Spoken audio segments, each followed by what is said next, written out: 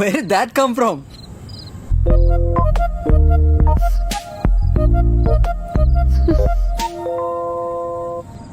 But Arjun వాడు బతికాడు కాబట్టి మనం బతికిపోయాం, లేకపోతే మర్డర్ కేస్.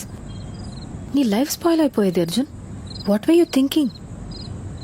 ఏమో నేను అంత ఆలోచించలేదు. నా ఒకటే అనిపించింది నువ్వు ఇక్కడ రిమాండ్లో ఉంటే మంచిది కాదని.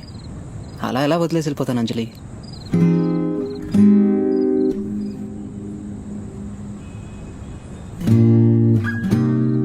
What? పద.